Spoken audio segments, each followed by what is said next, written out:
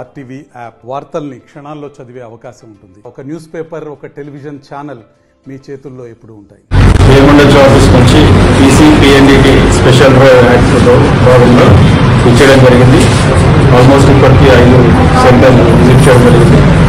నేను మీడియా ముఖ్యంగా డిఎంఎన్హెచ్ఓగా ఇన్స్ట్రక్షన్స్ ఏంటంటే ఎవరైనా హాస్పిటల్ కావచ్చు, క్లినిక్ కావచ్చు, ల్యాబ్ కావచ్చు, కంపల్సరీ రిజిస్ట్రేషన్, ఆల్మోస్ట్ రిజిస్ట్రేషన్ చేయించుకోవాల్సింది మ్యాండేటరీ. డిస్ట్రిక్ట్ అప్రోప్రియట్ అథారిటీ ద్వారా. నంబర్ 2 రెన్యువల్ చేయించుకోవాలి.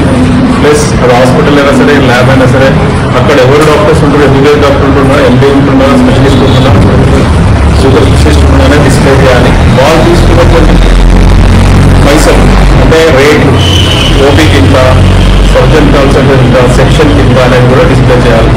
ప్లస్ కంపల్సరీ ఈ మీడియా ద్వారా చెప్పేది ఏంటంటే డాక్టర్స్ లేకుండా హాస్పిటల్స్ రన్ అయిన మా దృష్టికి వస్తే ఇమ్మీడియట్ సీజ్ చేయడం జరుగుతుంది.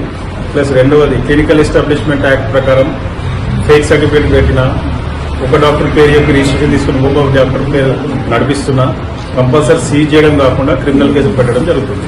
సో డెఫినెట్ గా నల్గొండ జిల్లాలో మొన్న మిర్యాలగూడ డివిజన్ చేశాము, ఈరోజు దేవరకొండ డివిజన్ లో స్పెషల్ డ్రైవ్ చేస్తున్నాం, నెక్స్ట్ నల్గొండ డివిజన్ లో చేస్తాము.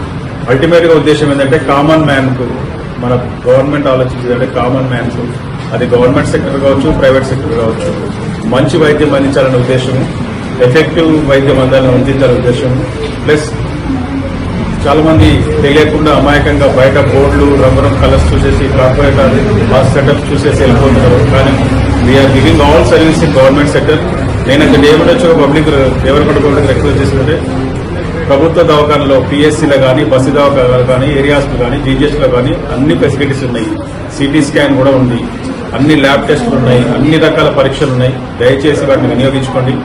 ప్రైవేట్ హాస్పిటల్ నిబంధన విరుద్ధంగా ఎవరు పాటించినా, ఎటువంటి పెద్దవాళ్ళైనా పాటించినా వాళ్ళ మీద డెఫినెట్ గా యాక్ట్ ప్రకారం చర్యలు తీసుకోవడం కాకుండా క్రిమినల్ చర్యలు కూడా అప్లై చేయబడుతుంది. Thank you. మరిన్ని వీడియోస్ కోసం ఛానల్ ని సబ్స్క్రైబ్ చేయండి. లేటెస్ట్ అప్డేట్స్ కోసం వాట్సాప్ ఛానల్ ని ఫాలో చేయండి. అండ్ లింక్ డిస్క్రిప్షన్ లో ఉంది.